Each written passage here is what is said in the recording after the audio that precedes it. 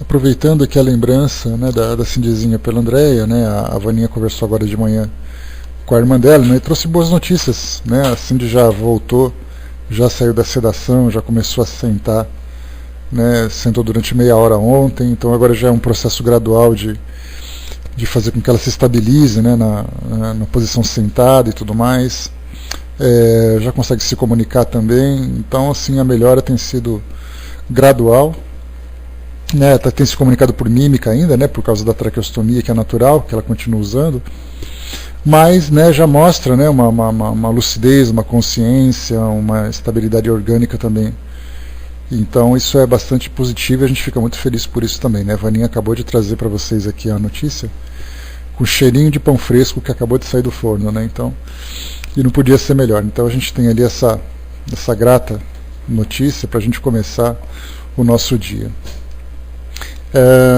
Então a gente vai dar continuidade ao nosso trabalho, meus amigos, fechando, né, esse item Uniões Antipáticas aqui do nosso Livro dos Espíritos, na Penas e Gozos Terrenos, que é exatamente, né, uma das razões que provocam para nós, principalmente nos casamentos, né, nas formações familiares, onde existem ali espíritos que demonstram aquela antipatia, que demonstram aquela incompatibilidade de gêneros, né? Então muitas vezes a gente pergunta, né, qual é a família perfeita aqui no nosso planeta? Quem pode dizer que a família é perfeita, que a família é feliz, que não tem nenhum tipo de discussão?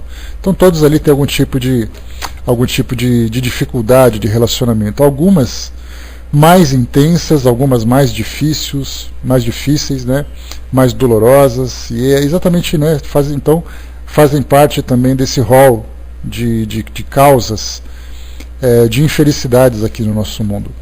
No nosso encontro anterior, Bom Dia Evolution, no nosso encontro anterior nós conversamos sobre os casamentos, né, a importância das pessoas trabalharem suas personalidades, trabalharem seus objetivos, para viverem de uma forma conjunta, dividindo ali ideais, dividindo sonhos, dividindo a confiança, né, que deve ser mútua entre o casal, para que consequentemente a família também possa se desenvolver. E hoje a gente vai falar um pouquinho sobre a questão dos casamentos que não dão certo, porque é uma dúvida muito grande que nós temos, exatamente isso, de que forma que a gente lida dentro da visão espírita, que naturalmente trabalha dentro das leis naturais, a gente vai falar um pouquinho sobre elas daqui a pouco, desenvolve a sua filosofia sustentada pelas leis naturais, que mostra que os indivíduos se aproximam por afinidade e se afastam por antipatia, e não existe nenhuma regulamentação terrena, nenhuma regulamentação feita pelos homens que vai quebrar essa lei, que vai tirar essa liberdade dos seres, lembrando que nós temos liberdade de ir e vir, nós somos indivíduos, temos a nossa personalidade individualizada e consequentemente não se encontra presa a nada nem a ninguém. Então não são as leis humanas que vão mudar essa lei natural, que tira essa liberdade. Nós temos aqueles casamentos que são feitos dentro de algumas filosofias, de algumas religiões, que colocam que se você casa, você não pode. Você deve viver aquela infelicidade, caso o seu casamento seja dessa natureza, para o resto da sua vida. Porque é uma proibição de Deus que o homem não pode se separar. Só que na verdade nós estamos ali interpretando leis divinas, mostrando exatamente que muitas vezes nós optamos por essa infelicidade, quando elas atingem um grau bastante problemático, por uma questão dogmática, e não por uma questão racional. Então a gente vai ler um pouquinho sobre essas situações em que as uniões se tornam antipáticas ou acabam caindo na questão da falência dentro da visão espírita. Aqui na questão 939 do Livro dos Espíritos, no nosso capítulo 1, da quarta parte, Kardec pergunta: desde que os espíritos simpáticos são levados a se unir, como se explica que entre os encarnados a afeição frequentemente exista apenas de um lado e o amor sincero seja recebido com indiferença e mesmo com repulsa? Como, além disso, a mais viva afeição dentre dois seres pode se transformar em antipatia e algumas vezes em ódio? Antes da gente começar a analisar a resposta dos espíritos, A gente lembra que, embora nós optemos muitas vezes em estar próximos a pessoas, em estarmos próximos a pessoas que tenham afinidade do nosso modo de pensar, do nosso modo de viver, que nós temos afeição por essas pessoas, hoje nós temos um certo, a gente poderia dizer assim, um dispositivo na nossa consciência que nos leva sempre para a necessidade do reajuste diante dos equívocos que nós cometemos contra nós mesmos, que nós cometemos contra outras pessoas ou compartilhamos com essas outras pessoas. Então, no nosso estágio atual, muito mais do que falarmos de afeição, nós falamos de comprometimento, falamos de responsabilidade.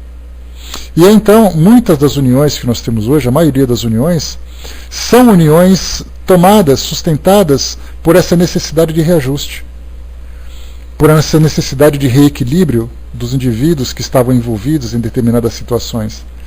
Por isso, então, que hoje nós colocamos que o ajuste feito no plano espiritual, para que os indivíduos reencarnando se reencontrem para dar continuidade a esse processo de reequilíbrio, esse processo de regeneração deles próprios diante de determinadas circunstâncias, fazem uma combinação, naturalmente, ao trabalho de perdão, ao trabalho de auto-perdão que cada um deve fazer, porque duas pessoas que, por algum motivo, normalmente sempre começa com uma futilidade, depois ela acaba se agravando em virtude da nossa insistência naquele tipo de comportamento. Podemos imaginar, por exemplo, duas crianças que acabam brigando por causa de um doce, por causa de um brinquedo, por causa de ciúme dos pais ou de alguma pessoa. E esse sentimento de possessividade que há entre elas poderia cessar através da educação, ou ele pode se agravar conforme elas vão crescendo. Porque se no início era um brinquedo, um doce que era disputado, conforme eles vão crescendo, os produtos, os objetos também se tornam maiores, se tornam mais valiosos para eles. E aí, então esse sentimento que era inicialmente banal acaba se tornando bastante sério, muitas vezes comprometendo-os para outras vivências terrenas. Então, tudo começando simplesmente do nada.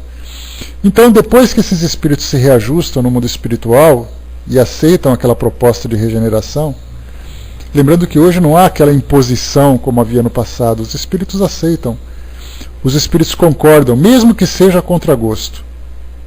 Às vezes a proposta é: vocês precisam trabalhar esse sentimento de vocês, e para isso vocês vão se reencontrar, tudo bem? Aí um olha para a cara do outro e fala: tudo bem, né? Mas assim aquela coisa, né? Poxa vida, não podia ser de outra forma? Então muitas vezes nós aceitamos uma proposta evolutiva a contragosto, mas nós aceitamos. De algumas partes essa aceitação ela é sincera, de outra parte ela acaba sendo um pouco contrariada.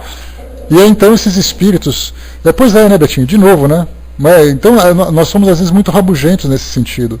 Então as propostas que nós recebemos hoje, imagina você escolher, por exemplo, reencarnar, no caso daqueles espíritos naturalmente, que ainda vivem essa imaturidade, né, essa infantilidade nos seus objetivos. E aí então, imagina você escolher, aliás você ter que escolher, não que você escolhe, mas você ter que escolher, por exemplo, nascer, viver uma experiência de pobreza, de doença, de uma relação complicada, de uma relação onde vai te provocar, de uma situação que vai te provocar sofrimento. Então todo mundo fala assim, né, vai fazer o quê, né? Já que eu tenho que aceitar, então eu aceito. Então a gente percebe que esse contragosto acaba, de certa forma, trazendo para nós uma visão negativa daquela experiência. Daí muitas vezes nós vivemos muito mais a rebeldia do que a aceitação. Essa é a diferença que a gente observa em termos de provas e expiações. O espírito que passa por uma expiação, ele é mais resignado com relação à sua necessidade. Ele faz uma análise do erro que ele cometeu, compreende a sua falha, compreende a gravidade daquilo que ele fez, e aí então ele opta: olha, eu tenho necessidade disso. Claro que eu não gostaria, mas eu aceito porque eu tenho necessidade. Então o espírito que passa por uma expiação, ele tem uma visão mais conformada, uma visão mais resignada, ele tem mais coragem para enfrentar aquela situação. Já o espírito que passa por uma prova, como qualquer aluno, imagina você estar na sala de aula, né, Beth? Aí o professor fala assim, pessoal, hoje tem prova, todo mundo guardando material, todo mundo resmungando, justo hoje, porque não avisou, eu não quero fazer. A mesma coisa acontece com as provas morais. Olha, você precisa passar por uma prova para poder dar uma ajustada no teu caráter. E de acordo com o teu grau evolutivo, essa prova vai ser aceita com confiança, embora ele não quisesse fazer, mas a maioria das vezes é a contragosto que ela acaba vindo. Então, nessas relações, algumas vezes o indivíduo que se envolve, que aceita essa proposta de regeneração, se para ele é uma expiação, e ele tem essa certeza, ele tem essa convicção de que aquilo é necessário, ele aceita, ele se devota, ele se dedica para aquele tipo de experiência. Já outros falam assim, olha, já que eu tenho que aceitar, então vamos lá, mas eu preferia não ter isso daqui. E é então exatamente aquelas relações onde nós temos sentimentos unilaterais, que eu gostaria de fazer tudo para dar certo, mas o meu parceiro, a minha parceira, acaba não facilitando as coisas, tem um temperamento forte, continua ainda sendo genioso, agressivo, continua ali cometendo os seus erros do passado e tudo mais, então a gente vê que é ali uma dedicação unilateral. Como lidar nesses casos quando eu me esforço para fazer a minha parte e o outro não se esforça? Algumas vezes essa viva afeição que começa naquela relação de namoro, naquela aproximação, todo mundo bem, todo mundo feliz, todo mundo alegre, de repente a vida vai passando, as experiências vão chegando, as cobranças vão aumentando, e aí diante disso começa então a mudar as características daquela relação, porque o sonho que a gente tem, felizmente a gente não lembra o passado, mas o sonho que a gente tem é exatamente isso, é encontrar a pessoa perfeita, viver uma vida perfeita e chegar no final da vida com uma felicidade perfeita. Só que as experiências do dia a dia aqui no nosso mundo, que é exatamente aquilo, né, de você chegar e ter que vivenciar as necessidades materiais, os conflitos de personalidade. Bom dia, Matheus, Moranguinho, bom dia, Aninha, Nando. Os conflitos de personalidade, as dificuldades com os filhos, dificuldades com as interferências exteriores. Aquele amor inicial, aquele ideal inicial lá no começo, ele começa então a se abalar. E aí, de acordo com a força do caráter ou com a fraqueza, as relações começam a tomar uma outra direção. A Rô colocou, eu sempre digo, se está na programação, tem que aceitar de coração aberto. Essa é uma visão que nós temos, né, Rô? Porque quando você coloca assim, já que eu tenho que fazer, que eu faça bem feito. Esse nível de consciência, por mais imaturos que nós sejamos, quando a gente adquire essa consciência de que aquilo que vem para nós, vem para uma necessidade, e nós temos a obrigação moral da nossa parte de fazer com que as coisas deem certo, isso é um privilégio para todos nós. Porque se nós observarmos pelo mundo afora, as pessoas fazem aquilo que elas têm vontade de fazer, não aquilo que elas devem fazer. E aí então surgem as pessoas vivendo de modo egoísta na sociedade, no trabalho, em casa, onde quer que seja. Então a gente tem essa ideia, olha, já que essa é a minha realidade, eu vou fazer com que ela seja a melhor possível. Essa já é uma proposta evolutiva que nós mesmos escolhemos, né? E isso faz com que a gente tenha uma perspectiva muito diferente do futuro. Enquanto que aqueles que não têm essa visão querem viver o momento. E o momento é assim, eu quero ser feliz agora, e problema é seu se você não consegue. E se você está do meu lado, você tem que me servir. E é exatamente o que a gente vê, essa incompatibilidade. A André colocou, eu era tudo de bom, e mudei muito, infelizmente. Mas a gente muda, porque é natural que a gente vá transformando as características da nossa personalidade diante dos obstáculos, diante dos desafios. Isso é muito natural.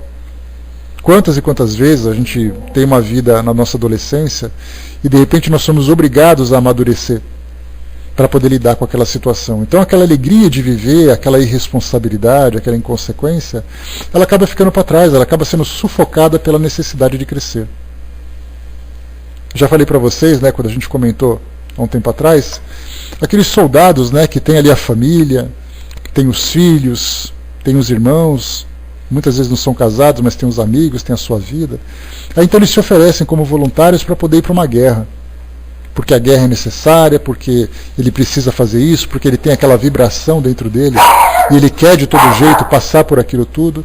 Aí ele vai e fica 1 ano, 2 anos em campo de batalha. Toda aquela alegria que ele tinha da sua juventude, ela foi morrendo.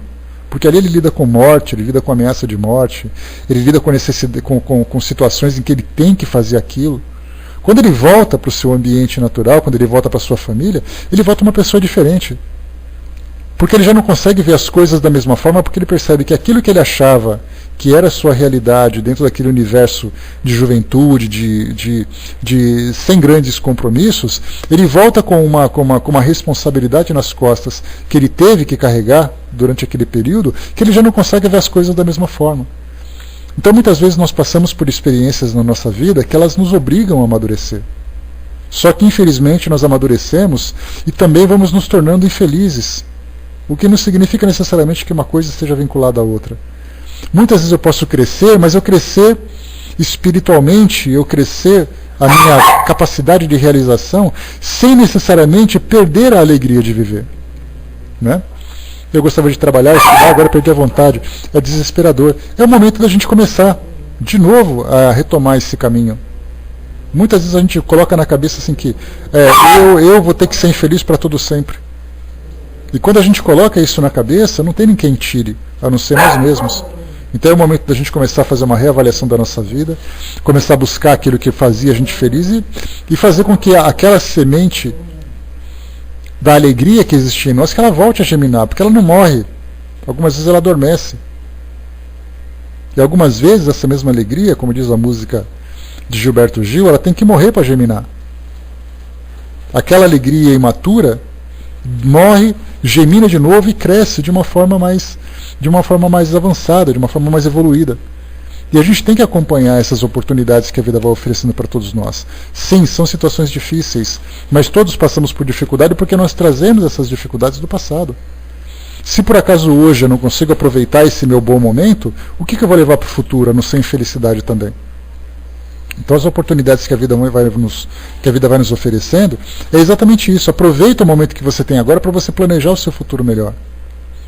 Viva a vida com intensidade, viva a vida com alegria dentro daquilo que é possível, porque depois que essa experiência difícil terminar, você vai retomar a sua vida trazendo aquilo que é de positivo, não de negativo. Se a gente vive uma vida infeliz, a vida seguinte, a existência seguinte vai ser infeliz e a gente vai perpetuando isso. Então a gente tem que interromper esse ciclo de infelicidade para começar a gerar pensamentos novos, sabendo que aquilo que eu vivo naquele momento é temporário. Sabendo que se eu souber fazer bem feito aquilo tudo termina. Uma das minhas frases de cabeceira: tudo que é mal feito tem que ser feito 2 vezes. E a segunda vez é sempre pior. Porque a segunda vez sempre traz complicações. Então nós temos uma oportunidade de fazer da melhor forma possível. Então aqui nessa pergunta que nós colocamos: desde que os espíritos simpáticos são levados a se unir, como se explica que entre os encarnados a afeição frequentemente exista de um lado e o amor sincero seja recebido com indiferença e mesmo com repulsa? Como, além disso, a mais viva afeição entre 2 seres pode se transformar em antipatia e algumas vezes em ódio? A resposta dos espíritos: não compreendes então que seja uma punição, embora passageira? Além disso, quantos há que pensam amar perdidamente, porque julgam apenas as aparências, e quando são obrigados a viver em comum, não tardam a reconhecer que se tratava somente de uma paixão material. Não é suficiente estar enamorado de uma pessoa que vos agrada e que supondes dotada de belas qualidades. É vivendo realmente com ela que a podereis apreciar. Quantas uniões, por outro lado, que a princípio pareciam incompatíveis, e com o correr do tempo, quando ambos se conhecem melhor, se transformaram num amor terno e durável porque baseado na estima recíproca. É necessário não esquecer que o espírito é quem ama e não o corpo, e que, dissipada a ilusão material, o espírito vê a realidade. Quando nós conversamos sobre isso na semana passada, ou esta semana, no nosso último encontro, nós tivemos aqui uma prévia do casamento, da necessidade que as pessoas têm de fazer uma seleção dos caminhos que ela deseja percorrer. Então, durante o namoro, as pessoas se aproximam pela aparência, se deslumbram pela sensualidade, se deslumbram pela posição. Então ela diz assim: olha, eu quero viver ao lado dessa pessoa. Mas na verdade a gente começa a fazer aquela seleção. Eu até trouxe o exemplo para vocês da natureza, que dota os animais do sexo feminino de uma percepção, de uma sensibilidade que visa sempre aquilo, né? É a aparência que me interessa. Então as fêmeas sempre escolhem os machos pela aparência mais vistosa, porque ela sabe que as características físicas do macho serão transmitidas para os seus descendentes. Então ela já sabe quem escolher. Normalmente na nossa vida acontece isso também, só que agora já não é mais com as mulheres, com os homens também. Os homens se aproximam pela aparência, pela sensualidade, por aquilo que ela fala, por aquilo que ela pensa, mas não conhece a convivência. No momento em que começam então aquele namoro, aquela aproximação, algumas características da personalidade começam a se mostrar. Mas ainda assim não é tão intensa, porque na verdade o namoro, eu vou, me encontro com aquela pessoa, depois eu volto para minha casa e ela volta para dela. No outro dia a gente se encontra de novo, vive ali a felicidade daquele momento, dos passeios, dos encontros, da intimidade, seja lá como for, e depois cada um volta para sua casa. Mas então elas optam, decidem viver juntas. E aí então aquela ideia de fugir ou de estar longe do outro acaba sendo, de certa forma, estar longe do outro acaba sendo acaba sendo não mais uma opção, porque isso simplesmente terminou. Já é uma necessidade de convivência. E aí então é acordar junto, é caminhar junto, é dormir junto, é acordar de novo. E nesse dia a dia, nessa rotina, começam então as preferências, os temperamentos, as características da personalidade, se ela é mais possessiva, se ela é mais egoísta, se ela é mais generosa. Se por acaso ela tem preferências nesse sentido, que acaba entrando muitas vezes em conflito com aquilo que eu desejo. E como nós aprendemos a viver sempre individualmente, na minha vida eu sempre fiz aquilo que eu quis, numa relação eu vou ter que aprender a fazer aquilo que nós queremos. Só que como é que nós vamos começar a ceder? Qual é exatamente a forma? Né? Pois é. Bom dia, pessoal que chegou. Qual é a forma de nós aprendermos a lidar com essas concessões durante o nosso relacionamento? Algumas vezes é fácil, se os dois estão imbuídos daquele propósito de fazer com que aquela relação dê certo, se os dois estão, olha, eu quero que a nossa relação dê certo, e o outro diz, eu também quero que dê certo, então vamos fazer o possível para que ela dê certo. Então os dois fazem ali as suas concessões, fazem algumas vezes o seu sacrifício e tudo mais. Só que nem todo mundo é assim. O nível evolutivo do nosso mundo mostra que nós ainda somos individualistas. Porque nós temos dois extremos, o individualismo e o universalismo. Aquele universalismo nós vivemos em função da coletividade, fazendo tudo o que for possível para que todos vivam bem. Individualmente, eu quero viver bem. Eu quero viver bem solteiro, eu quero viver bem casado, porque eu escolhi me casar com você, porque você me fazia bem. Então nós aprendemos a viver assim ainda. Não é um crime, não é nada culposo de certa forma, porque nós não fazemos isso por intenção. Nós fazemos isso porque é da nossa natureza ainda, esse individualismo. E aí então nós temos aquela ideia, olha, eu tenho a intenção de fazer o casamento dar certo, e eu faço o sacrifício o tempo todo, mas o outro não colabora. O meu companheiro, a minha companheira, meu esposo, a minha esposa, eles não colaboram, eles querem fazer as coisas do jeito dele. Então a gente vai aguentando um tempo, vai aguentando mais um tempo, aguentando um tempo, chega uma hora que a gente tem que se perguntar, escuta, foi para isso que eu me casei? Só que muitas vezes a gente faz essa pergunta no momento da nossa vida em que as decisões já não são tão mais simples. Porque elas envolvem outros compromissos que não basta apenas eu virar as costas e ir embora. Eu tenho que assumir aquele compromisso. Então eu tenho duas opções. Ou eu faço um sacrifício maior, ou um sacrifício maior ainda. E qual dos dois eu vou sacrificar? Muitas vezes a gente opta pelo autossacrifício. E é exatamente nisso que começa então a gerar a infelicidade. Como os Espíritos colocaram para nós aqui, só para a gente ter um endosso, ele diz assim para nós que não é suficiente estar enamorado por uma pessoa que vos agrada e que supõe desdotada de belas qualidades.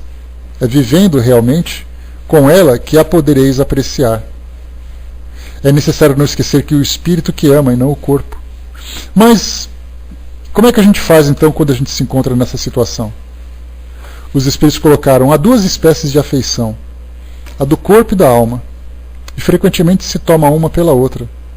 A afeição da alma, quando pura e simpática, é duradoura. A do corpo é perecível. Eis porque os que se julgam amar com um amor eterno acabam se odiando quando passa a ilusão.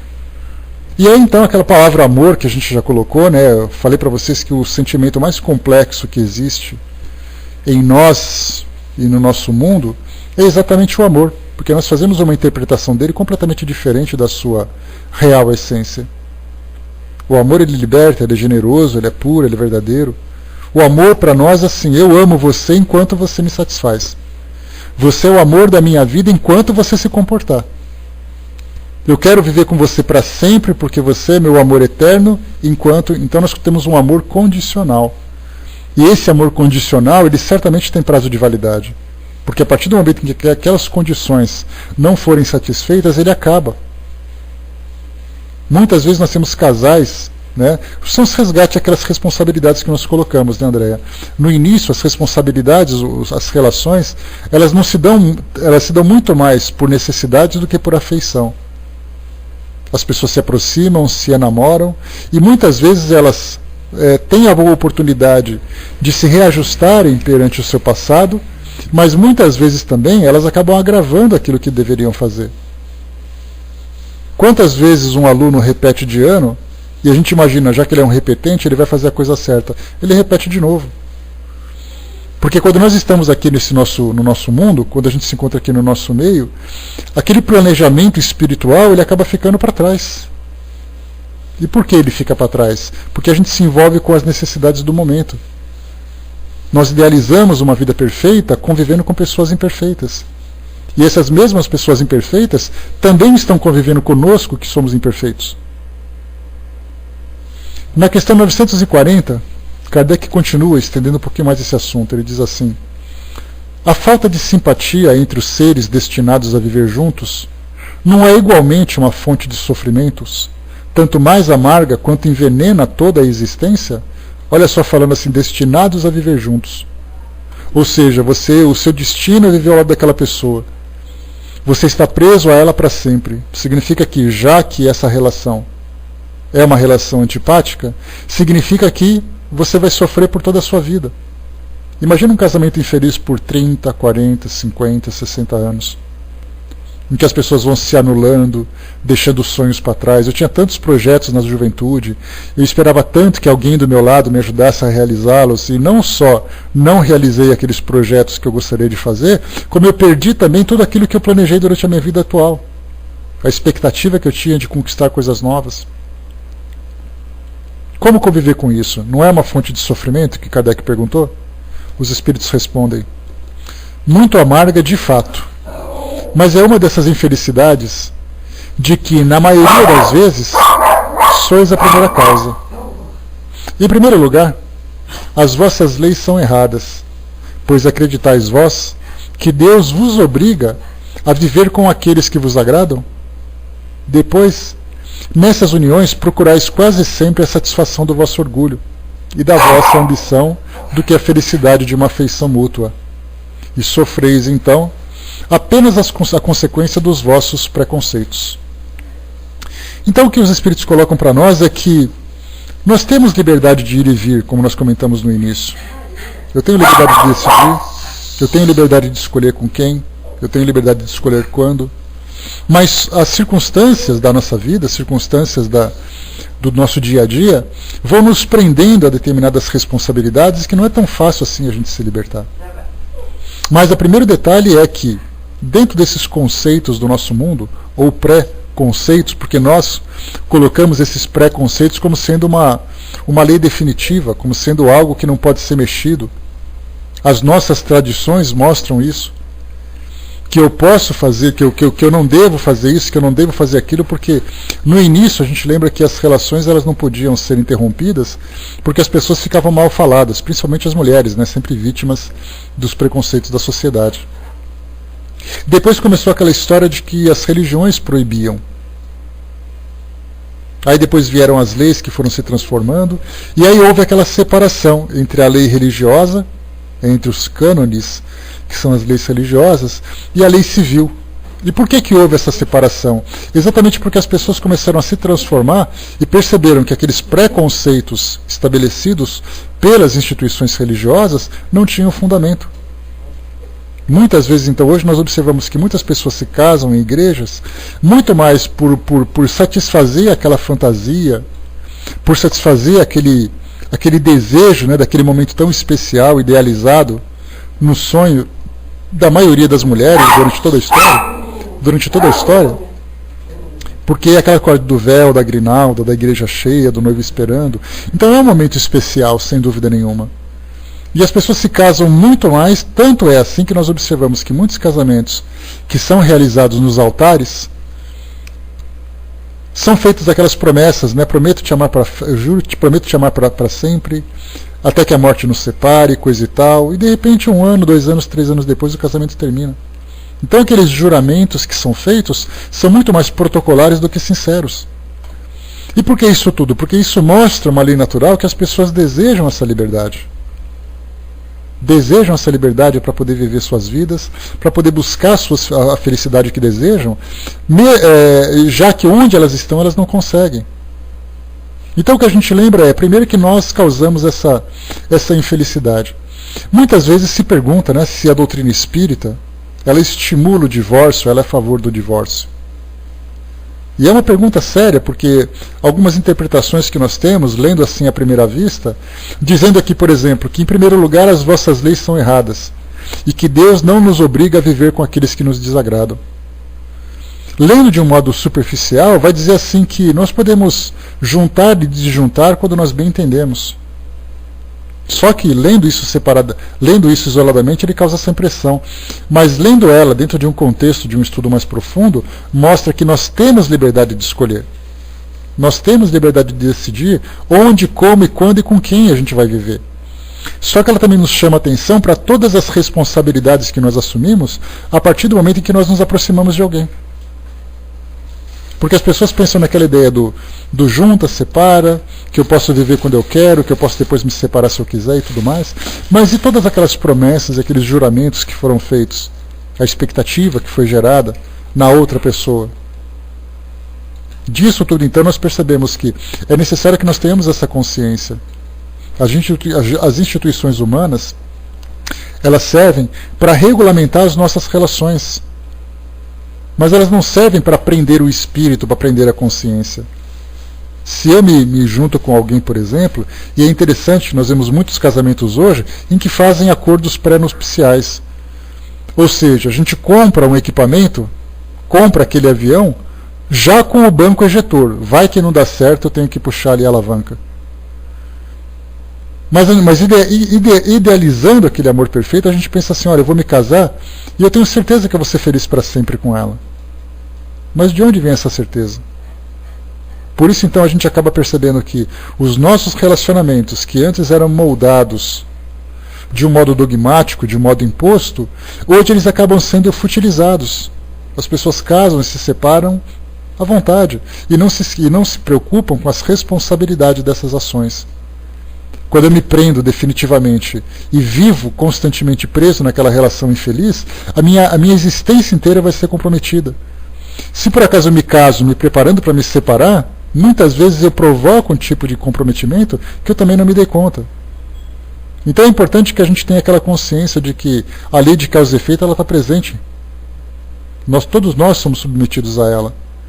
Por isso, então, a gente parte do princípio de que nós temos liberdade, a mesma liberdade que eu tive de optar e me aproximar daquela pessoa, a mesma liberdade continua ainda comigo para poder me afastar dela. Só que, muito mais do que liberdade, nós temos também responsabilidade. Cada vez que você termina uma relação estruturada, que envolve outras pessoas, que envolvem compromissos, e você larga tudo para trás, na verdade são pendências que vão sendo deixadas pelo caminho. Então é extremamente difícil hoje a gente lidar. Como é que a gente vai lidar hoje com relações já instituídas? Se fosse falar com jovens, uma palestra com jovens que estão namorando, que estão ali aprendendo a conhecer a vida, que estão fazendo o planejamento do futuro, é muito fácil a gente fazer um curso, fazer um seminário e conversar com eles sobre isso. Pensem no seu futuro, planejem o seu futuro, cuidado com as escolhas, conversem bastante, tomem cuidado com isso, com aquilo. É muito fácil. Mas quando nós falamos numa fase de vida como a nossa, por exemplo, em que a maioria já tem a vida estruturada, A pergunta não é o que você vai simplesmente fazer do futuro, é o que você vai fazer com o agora, porque esse agora já é uma realidade. E é a partir desse agora que você vai começar a tomar decisões para esse futuro breve que se encontra aí à frente. E muitas vezes a infelicidade já está presente. As dificuldades já estão presentes. Seja da parte do companheiro, da companheira, seja da parte da nossa parte, seja lá qual for. E a pergunta é como lidar com isso? É aí então que vem aquele chamamento, né? A responsabilidade. Que no caso que se eu tiver, por exemplo, que me afastar de alguém, conforme os espíritos trazem para nós, né, principalmente Emmanuel fala muito sobre isso, Joana de Ângeles também fala muito sobre a responsabilidade da família, a estrutura familiar, sempre diz assim, se você está envolvido numa instituição, se você assumir uma responsabilidade, vá com ela até o final, desde que você consiga suportá-la. Porque por mais boa vontade que você tenha, se o outro não tem boa vontade, então o problema é dele, não nosso. Divaldo Franco, já comentei com vocês, fez numa palestra um comentário bastante interessante, que perguntaram para ele, escuta, e se por acaso eu me separar do meu marido? Uma senhora perguntou. Eu me separando dele, porque ele tem um temperamento difícil, porque ele gerou isso, gerou aquilo, eu vou ter que encontrar com ele de novo, para continuar aquilo que nós vivemos hoje? E a resposta foi muito interessante, muito sábia, porque ela dizia assim, se você fez a sua parte nesse relacionamento, fez tudo aquilo que era possível e o outro não fez a parte dele, é o outro que se comprometeu. É o outro que ficou para trás, você evoluiu. Então você não tem mais obrigação nenhuma com ele, desde que você tenha feito tudo aquilo que era possível para que o relacionamento desse certo, já que esse relacionamento foi um compromisso assumido pelos dois. E aí então no plano espiritual vem aquela história, eu vou ter que viver com ele de novo. Não. Ele vai ter que encontrar um relacionamento que para ele seja um aprendizado. Seja com alguém que ele conheceu, seja com alguém que ele vai conhecer, mas o que é importante é que a natureza da relação vai ser um relacionamento difícil, porque ele é uma pessoa difícil. Então nós vamos nos libertando desde que nós façamos a nossa parte. Por quê? Eu cumpri com responsabilidade, eu coloquei toda a minha dedicação, eu pus todo o amor que era possível. E a gente lembra que esse amor não é necessariamente o amor-afeição, o amor-paixão que nós vemos hoje, mas é o amor-respeito, é o amor-paciência, é o amor-tolerância, é o amor-dedicação. Eu fiz aquilo que era possível. E aí então eu me libertei daquele compromisso pela minha dedicação, porque eu me transformei, embora os dois não tenham se transformado. Porque há essa diferença, como nós vimos, essa incompatibilidade entre os dois. Embora nós vivamos experiências coletivas, as conquistas são individuais. Quer dizer, se todos vencem, ótimo, todos vencem. Mas e só um vence? Quem não venceu ficou para trás. Vai ter que trabalhar de certa forma para recomeçar aquilo que deixou para trás. Kardec coloca então, na questão 940A, mas nesse caso, em que alguém se sacrifica, em que alguém se dedica no relacionamento e o outro não, mas nesse caso não haverá quase sempre uma vítima inocente? Ou seja, eu me dediquei à relação, me esforcei para aquilo que era possível, de repente aconteceu aquela desestruturação toda, e eu, que tinha toda a minha dedicação, acabei sofrendo as consequências. E o Espírito responde, sim, e isso é para ela uma dura expiação, mas a responsabilidade de sua infelicidade recairá sobre os que a causaram. Se a luz da verdade tiver penetrado em sua alma, ela se consolará com a fé no futuro. De resto, à medida que os preconceitos se enfraquecem, desaparecerão também as causas das infelicidades íntimas. Isso significa o seguinte, que vivendo a nossa vida de um modo equilibrado, nós temos certeza de que o nosso futuro será bem planejado.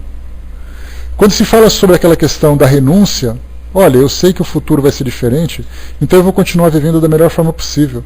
Mas o contrário que a gente vê é exatamente ali aquele sentimento de vingança, aquele sentimento de rancor, aquela decepção duradoura, né, em que as pessoas, né, acabam criando incompatibilidades. Nós temos ali, por exemplo, né, pais, né, esposos que estão ali brigando, e brigando de uma forma extremamente agressiva por seus direitos, direitos de seus filhos, seja lá como for.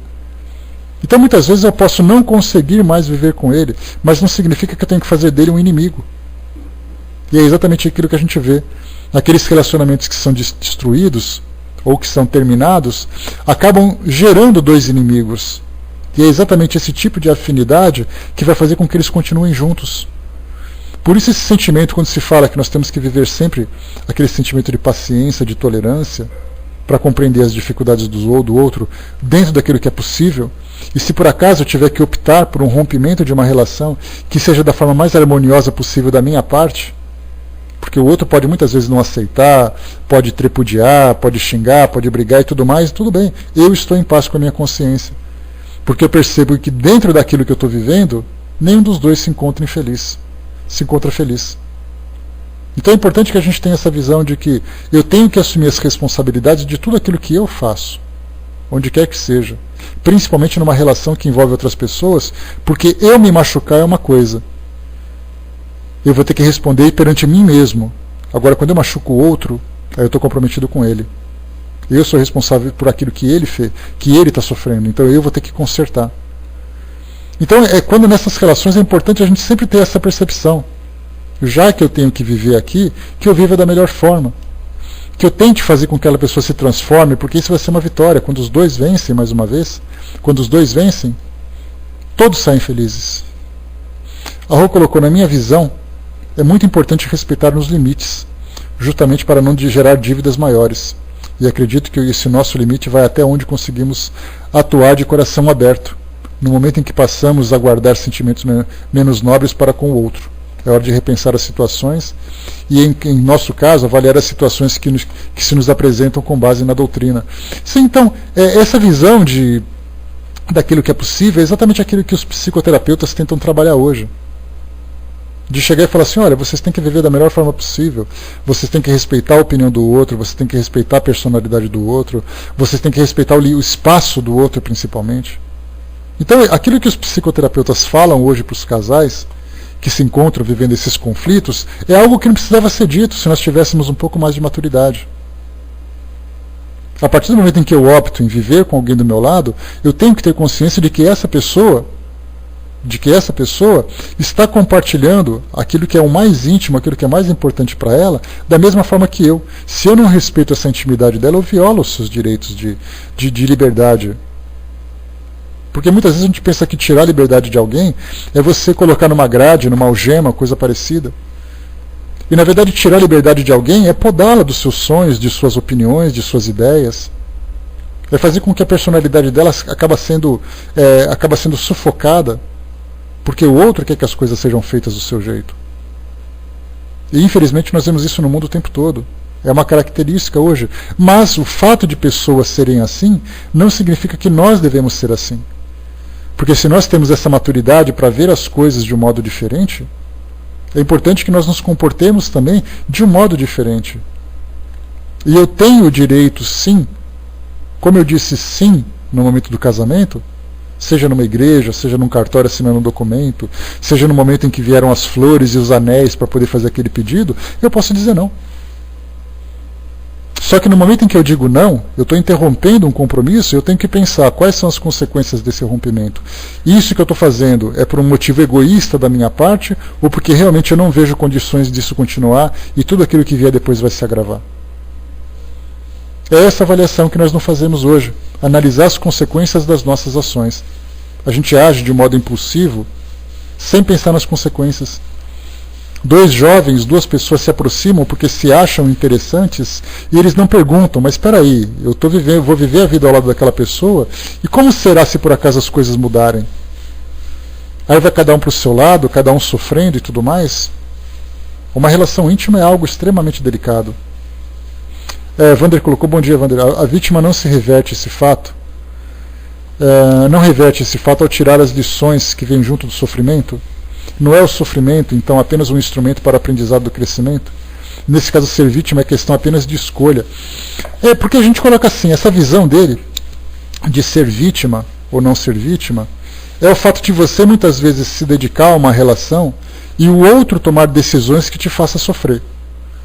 Então, na verdade, você é vítima imediata das decisões que ele tomou. Mas você estar naquela relação não te coloca como vítima. Muitas vezes você é o responsável por aquilo tudo. Então os espíritos se comprometem em igualdade de condições. Vocês estão comprometidos, vocês vão caminhar juntos. Então os dois estão ali juntos. A partir dali, tudo aquilo que for gerado em termos de egoísmo, de sofrimento, ele se coloca como vítima da situação, por não ter responsabilidade, por não ter culpa pelas decisões do outro, mas de certa forma esse sofrimento para ele é um aprendizado que fazia parte do pacote. É uma relação difícil, faz parte de uma expiação, e como nos lembram os espíritos, eles sempre dizem assim, que se por acaso você se depara numa relação com o marido problemático, com uma esposa problemática, aquele sentimento de antipatia, de raiva, de egoísmo, de possessividade, de agressividade que ele traz, foi gerado por nós mesmos. Por isso que nós não entramos simplesmente de inocentes numa situação. Poxa, mas ele tem essa personalidade difícil. O que eu tenho com isso? É a pergunta. Dentro dessa visão espiritual que os espíritos trazem para nós temos tudo a ver com isso. Muitas vezes ele ficou assim por nossa causa. Por que essa pessoa é agressiva com o parceiro? Porque ele está, na verdade, inconscientemente, jogando de volta aquilo que ele recebeu no passado. E isso não é uma visão conformista. Porque dá pensar assim, se você pensar assim, você fica se conformando e está tudo bem. Não, não é se conformando. Na verdade, você está compreendendo que esse tipo de postura, de agressividade, não vem à toa. E como nós sabemos que todas as nossas trajetórias estão ali sempre intrincadas umas às outras, né? Estão sempre ali ligadas umas às outras, significa que se o meu caminho cruza com o do outro, não é por acaso, porque não existe vítimas das situações. Na verdade, nós estamos comprometidos com elas. Tanto é assim que a gente coloca assim, se por acaso não fosse dessa forma, seria a sorte que escolheria. Eu tive sorte de pegar uma companheira que é generosa, que é bondosa, que é bonita, e o outro teve azar por pegar alguém que é agressivo, que é egoísta, que é difícil de difícil temperamento. Eu tenho sorte de viver o conforto, no conforto da minha casa, no conforto com o meu trabalho, no conforto com a família que eu tenho, enquanto aquele coitado que nasce na África teve o azar de nascer lá, de viver numa guerra civil, onde teve ali a família que foi morta, a família que foi estuprada, ele não consegue ter nada de perspectiva. Então, quer dizer, é a sorte que mostra para nós, que aponta o nosso destino. Essa é a visão que a doutrina coloca para nós, não de conformismo, mas de compreensão. De que existe algo que nós não compreendemos, e infelizmente é essa a visão que se dá para esse conformismo, né? Você aceita uma coisa sem conhecer. Eu posso aceitar uma coisa sem conhecer, desde que eu compreenda o seu mecanismo. Eu posso não compreender os fatos, mas eu compreendo o seu mecanismo, e aceitando esse mecanismo eu posso trabalhar de um modo diferente. Essa que é a grande diferença. Agradecido colocou, né? Mas uma pessoa que espera estar no altar para dizer não ao padre é triste. Porque não rever isso antes de assumir esse compromisso? Isso é muito dolorido para quem está lá ouvindo o não. É um desrespeito aos convidados. Se você marca um casamento, né, isso é bastante simples, né? Se você espera aquele momento de dizer não, é porque você demonstra um egoísmo muito grande. Né? Então, quer dizer, mas o problema não é você dizer o não no altar. O problema é você dizer sim no altar, não estando preparado para viver aquilo que a vida vai oferecer. Como nós colocamos, né, lembra que a gente fez uma comparação de que o namoro é como se fosse uma gestação. Naquela gravidez a criança vai sendo gerada, vai sendo desenvolvida. Chega uma hora em que ela nasce. Quando ela nasce, começam as responsabilidades de pais. Cuidar da saúde da criança, cuidar do seu desenvolvimento, da sua educação, cuidar para que ela seja feliz e tudo mais. O namoro é a mesma coisa, o namoro é a gestação. O casamento é o nascimento da criança. Só que muitas vezes as pessoas pensam que o casamento é o fim da caminhada. Quer dizer, você chegou no ponto máximo da sua vida quando você se casou, e você se esquece que é ali que começa a grande responsabilidade. Nesse caso, né, que o agradecido colocou, né, por que não pensou nisso antes? Mas é exatamente isso, né, essa visão egoísta que nós temos hoje. As pessoas muitas vezes vão vivendo essa fase de namoro, se satisfazendo, vão ficando infelizes, e é exatamente esse orgulho que nós temos, com medo de dizer não para as pessoas, com medo de machucar o outro, com medo de ser visto de uma forma diferente. Então a gente vai protelando uma decisão que é importantíssima, que é fundamental, para a vida daquelas duas pessoas, e aí então ou ela desiste em cima do casamento, o que é melhor do que se casar e desistir depois. Ou ela se casa já pensando no que vai dar certo ou não vai dar, ou vai dar certo ou vai dar errado. Quantas e quantas vezes as pessoas se casam e aí então vem aquelas opiniões que dizem assim, olha, vai fundo, se casa que depois tudo se ajusta. Se na fase de namoro, que é a fase de conhecimento, as coisas não estão bem, podemos imaginar como elas vão ser depois. O mesmo tratamento que o namorado faz é o tratamento que o marido vai fazer, ou que a esposa. A mesma forma que você se comporta pré, você pode se comportar depois, é uma tendência natural. Felizes daqueles que conseguem se transformar no decorrer dessa jornada. Então, na verdade, esse tipo de escolha, de trazer uma ilusão, exatamente, né? Desfaz um laço e transforma num nó. E é um nó muito apertado. Aquele nó molhado ainda por cima, que fica difícil de desfazer. Por isso, então, hoje, no nosso caso, eu falo no nosso caso porque a gente não fala mais com adolescentes, a gente fala com pessoas que já têm a vida constituída, muitas vezes vivendo experiências felizes ou experiências dolorosas, na maioria das vezes, ou vivendo no momento uma experiência dolorosa, ou já tendo vivido no passado uma experiência dolorosa. Então falamos de pessoas maduras. A pergunta não é então quais são os planos para o seu futuro dentro de uma relação. A questão é como você vai lidar com a relação que você já tem. E pensando nessa relação, é exatamente aquilo que a gente tem que planejar. Se eu tomar algumas decisões, quais serão as consequências dela? Quais serão as consequências perante mim? Quais serão as consequências perante o outro? Quais serão as consequências perante aqueles que estão envolvidos nessa relação? E é isso que é importante, mas o detalhe nessa situação toda é que a gente coloca isso de um modo que a sociedade determina se você vai ou não ser feliz, se você deve ou não ser feliz. Então nós criamos essas infelicidades por nossa própria escolha. Então temos o direito sim de tomar essas decisões. Entretanto, nós temos que também assumir as responsabilidades. Aqui no Evangelho segundo o Espiritismo, lá no nosso capítulo... Só um instantinho aqui... Lá no capítulo 22, não separeis o que Deus juntou, que trata da indissolubilidade do casamento e do divórcio, a indissolubilidade do casamento traz para nós o seguinte: fariseus vieram também a ele para tentá-lo, dizendo-lhe: é permitido a um homem devolver sua mulher por qualquer causa que seja? Aqui a gente lembra, né, que é interessante a gente fazer. Interessante porque nós somos homens, naturalmente, né, mas é trágico para as mulheres. O modo como as mulheres eram manipuladas, né, você recebia a mulher ou devolvia a mulher, e a mulher ficava com aquela cara de Mona Lisa, né, sendo levada de uma parede para outra, e quem decidiam eram os homens, né, infelizmente era assim naquela época. Então, mas de qualquer forma, né, os homens podiam escolher devolver ou não sua mulher, se a mulher prestava ou não para ele. E nós temos sociedades que infelizmente ainda vivem assim. No Oriente Médio nós temos ali, os casamentos são arrumados, né? Saudade, né, Hermes? Aí você conheceu a Edith, ela te botou na linha, né? Pois é, não é mole não, meu amigo. Quando ele chegou para a Edith e falou assim, fica quieta, ela falou, como é que é? Senta aí pra gente conversar. 41 anos depois ele está assim, ó, cantando feito um passarinho. Que maravilha. Mas vamos lá. E eles lhe respondeu, não haveis lido que aquele que o criou, o homem, desde o princípio, os criou macho e fêmea, e que foi dito, por essa razão, o homem deixará seu pai e sua mãe e se ligará à sua mulher. E não farão mais os dois senão uma só carne?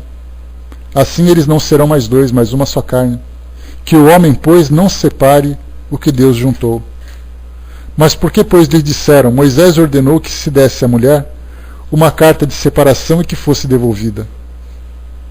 Ele lhes respondeu, foi por causa da dureza do vosso coração que Moisés vos permitiu devolver vossas mulheres. Mas isso não foi assim desde o princípio. Também vos declaro que todo aquele que devolve sua mulher, se não for em caso de adultério, a esposa outra comete adultério, e esposa outra comete adultério. E que aquele que esposa a que um outro devolveu, comete também adultério. Então começava a falar sobre as causas das separações, da permissão que isso era possível em alguns casos. E que casos seriam esses? Aqueles casos mais graves que não fossem banais para terminar uma relação que gerassem comprometimentos maiores. E aqui então traz para nós aqui a análise de Kardec. Imutável só há o que vem de Deus. Tudo que é obra do homem está sujeito à mudança. As leis da natureza são as mesmas em todos os tempos e em todos os países. As leis humanas mudam segundo os tempos, os lugares e o progresso da inteligência. No casamento, o que é de ordem divina é a união dos sexos, para que se opere a substituição dos seres que morrem. Mas as condições que regulam essa união são de tal modo humanas que não há no mundo inteiro, nem mesmo na cristandade, dois países onde elas sejam absolutamente idênticas, e nenhum onde não hajam, com o tempo, sofrido mudanças. Daí resulta que, em face da lei civil, o que é legítimo num país, e em dada época, é adultério em outro país em outra época. E isso pela razão de que a lei civil tem por fim regular os interesses das famílias, interesses que variam segundo os costumes e as necessidades locais. Assim é, por exemplo, que em certos países o casamento religioso é o único legítimo. Noutros é necessário, além deste, o casamento civil. Noutros, finalmente, esse último basta. E aqui é interessante, né, isso porque a gente percebe que aqui no Brasil, quando se fala sobre as leis civis, né, que regulam os casamentos, muita coisa foi mudada nessa última atualização. E isso mostra, naturalmente, uma evolução da sociedade, uma mudança de comportamento, uma mudança de pensamento. Então ele se coloca assim, quer dizer que se por acaso eu me casar se eu me casasse há 80 anos, eu teria direitos que hoje eu não tenho. Ou eu teria algum tipo de liberdade que eu não tenho hoje. Então eu teria direitos e deveres no passado que seriam muito diferentes hoje, principalmente para os homens.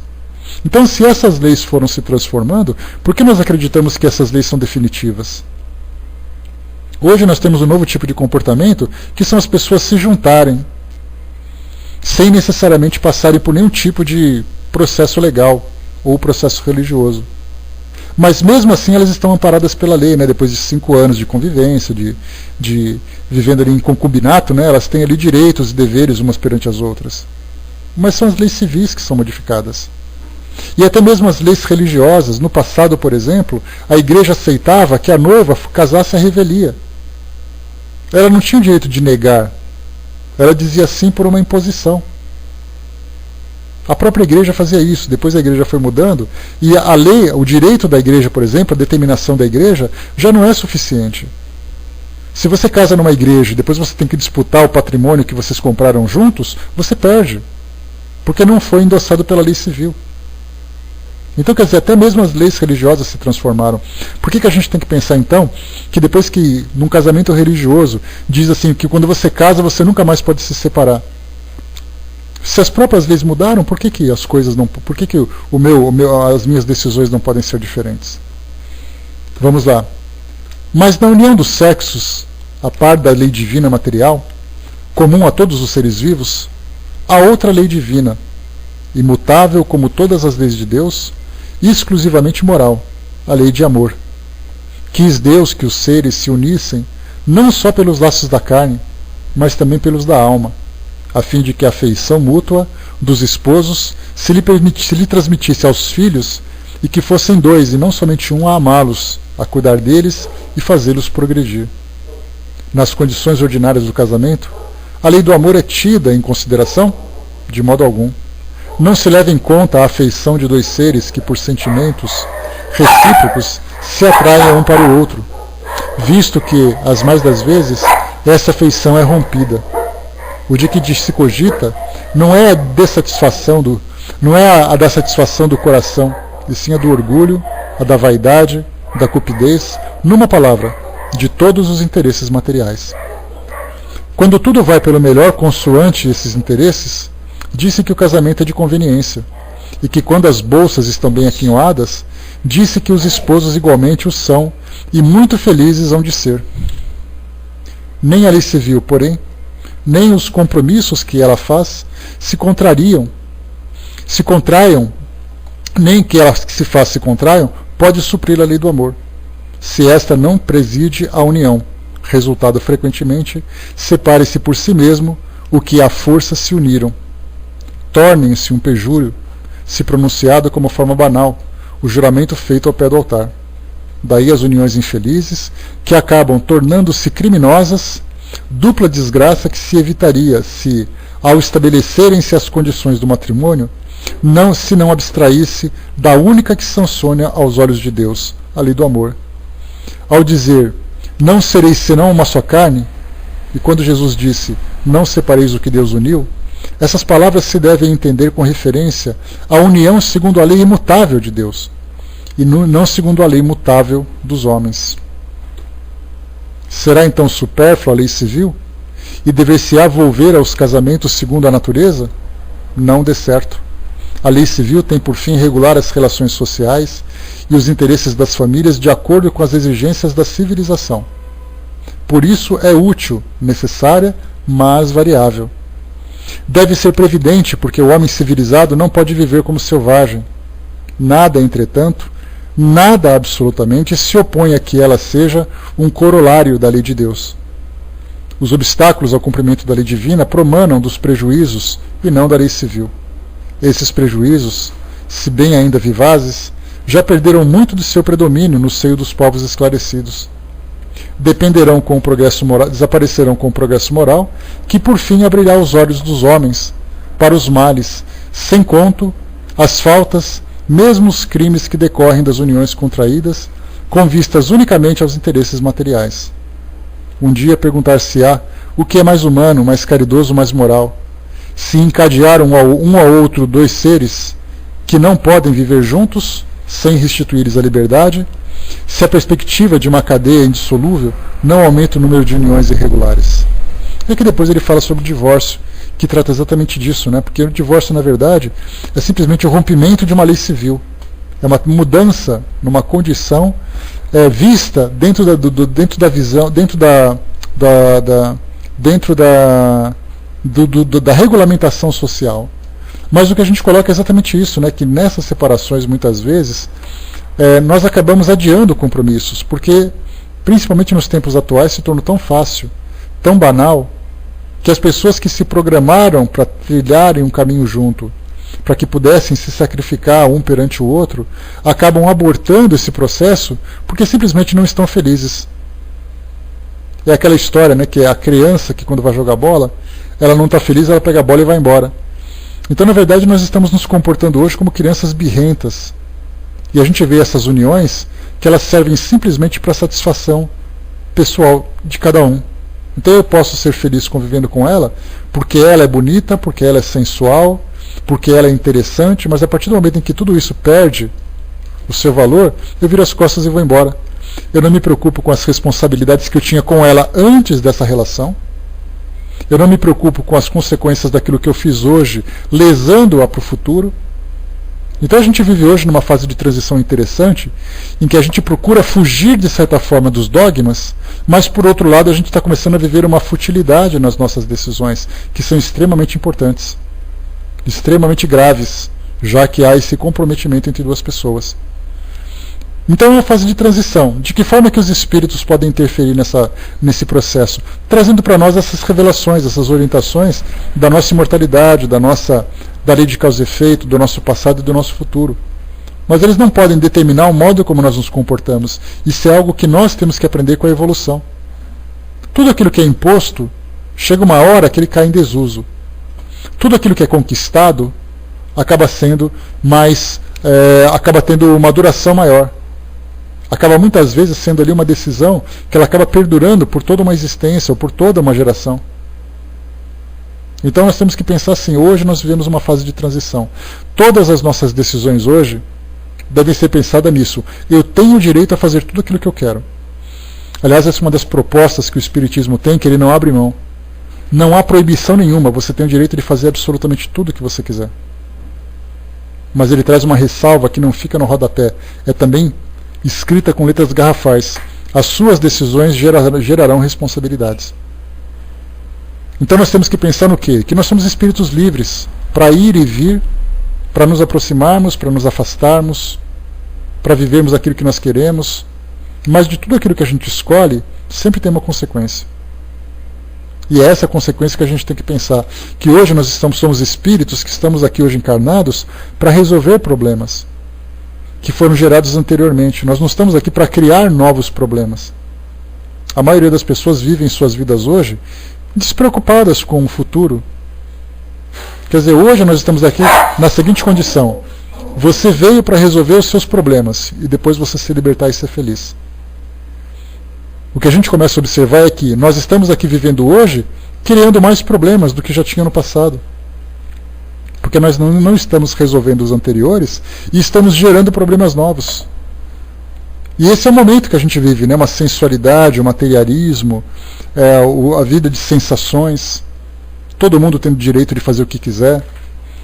As pessoas se olham, se engraçam, 2, 3 meses depois se aproximam, vivem juntas e tudo mais, depois elas cansam, viram as costas e vão embora. A gente não imagina que essas uniões, que também são uniões que não foram planejadas, porque nós falamos em casamentos, aqueles casamentos em que você vai se aproximar daquela pessoa, gerar os seus filhos, os seus netos e tudo mais. Esses tipos de relacionamento, eles são certamente programados. Mas há, infelizmente, nos tempos atuais, uma nova onda de relacionamentos fugazes. Ou seja, você está caminhando naquele seu caminho, e de repente você conhece alguém no meio do caminho e você se desvia para poder viver uma aventura. Então, na verdade, aquela pessoa que estava ali passando do seu lado, ela não era para estar com você. Tanto não era, como a sua relação foi rápida. Só que nesse momento que você não tinha nada com ela, você acabou tendo um compromisso. Algumas vezes uma criança que nasceu, algumas vezes palavras e ações que foram ditas e praticadas, que acabaram unindo aqueles dois, sem necessidade de estarem unidos, a não ser pelo laço da fraternidade, acabaram se comprometendo de um modo negativo. Então é assim que a gente observa hoje. Vai com Deus, Wander, bom dia. É assim que a gente observa hoje o comportamento. E é isso que nós temos que fazer. Educar aqueles que vão começar a viver essas experiências e trabalhar para que a nossa experiência atual não seja comprometida por equívocos da nossa parte. Porque aí sim nós podemos perceber que essas uniões antipáticas existem por causa das incompatibilidades geradas no passado, e elas são fontes dessas tristezas, dessas decepções atuais na nossa vida. Mas elas são temporárias, desde que a gente saiba aproveitar o momento e utilizá-la da melhor forma. No futuro, numa existência futura, nós teremos ali a liberdade de dizer assim: olha, eu não tenho mais nenhum tipo de compromisso negativo com ninguém. Eu consegui resolver todos os meus problemas. A partir de agora, eu vou começar a construir aquilo que eu quero. Porque antes não era aquilo que eu quero. Eu vivia aquilo que eu precisava. A partir do momento em que eu consegui saldar todas essas dívidas, eu começo a ter o direito de planejar de um modo objetivo aquilo que eu quero. É aí que começa então o mundo de regeneração. Quando eu consigo resolver, já mostra a minha maturidade. E é essa maturidade que vai me colocar nessa condição de um espírito regenerado. Eu consegui crescer e resolver os problemas. Ótimo. A partir de agora, eu vou ter maturidade também para tomar as decisões certas. Porque já que eu aprendi a resolver problema, eu aprendi também que eu não preciso criar problemas. Então tudo aquilo que eu faço a partir de agora é responsável, é bem direcionado, é algo positivo. Então, mais uma vez, é muito difícil a gente falar de fórmulas prontas para cada tipo de relacionamento. É muito difícil a gente dizer que aquele relacionamento começou do jeito certo, está no caminho certo. A gente não sabe qual é o seu final. Mas a partir do momento em que a lei do amor é a lei que impera, já falamos que não é a lei do amor apaixonado, é a lei do amor respeito, é o amor parceria, o amor dedicação, o amor confiança, o amor nas suas mais diversas formas, dentro dessas virtudes todas que nós conversamos. Quando ele é o responsável pela direção de uma relação, certamente ela já está fadada ao sucesso. Agora, se o individualismo é exatamente o pilar que sustenta uma relação, podemos ter certeza que nessa história de cada um para si, Deus para todos, a parte de Deus ali vai se colocar exatamente a lei de causa e efeito para poder educar as pessoas. Não vai ser aquela ideia assim: eu faço o que eu quero e Deus me proporciona a felicidade, sou eu que construo. Então, meus amigos, fechando por aqui o nosso encontro de hoje, deixamos então aqui mais essa reflexão sobre as causas, né, uma dessas causas mais presentes, né, na infelicidade do nosso mundo atual, além daqueles que nós já conversamos. Só para a gente recapitular, nós temos aqui, só voltando um pouquinho, nós falamos sobre infelicidade, felicidade e infelicidade relativas, aquelas que nós criamos com as escolhas erradas, né? Perda de entes queridos também é um motivo de sofrimento muito grande por falta de compreensão das pessoas. Decepção, ingratidão e quebra de afeições, também é a mesma coisa. Uniões antipáticas, esse é mais um motivo. E nós veremos no futuro preocupação com a morte, que também eu acho que é um dos elementos que mais torturam o ser humano. Não saber o que vai acontecer no futuro, quando acontecer, como é que vai ficar a sua vida, aqui atual, né, com uma pessoa que está próxima, se acontecer com você, para onde você vai. Então o medo da morte é algo que angustia a humanidade em todos os tempos. E nós temos depois desgosto pela vida, o suicídio, que eu acho que talvez seja o quadro mais doloroso, o quadro mais grave nessas questões das infelicidades terrenas. Porque hoje a gente vive uma época, né, principalmente a grande doença do século, que é a depressão, que as pessoas sentem esse desgosto pela vida como consequência do tipo de vida que leva, né? Porque ela deseja uma vida material, ela deseja uma vida de sensações, e quando ela não obtém tudo isso, ela acaba exatamente tendo esse desgosto. E por causa dessa visão materialista, ela opta exatamente pela fuga. Já que eu não sou feliz nessa vida, eu opto pela fuga. Então a gente vai falar um pouquinho também sobre o suicídio depois. Tudo bem, meus queridos? Vou passar então para o nosso amigo Hermes, que vai fazer um encerramento para nós. Depois a gente volta para dar os recadinhos. Mas a gente deixa então essa mensagem sobre as uniões antipáticas, né, sobre o que a gente pode fazer para evitar as consequências danosas dessas uniões, antes de começar, de como lidar com esse momento em que as uniões antipáticas existem,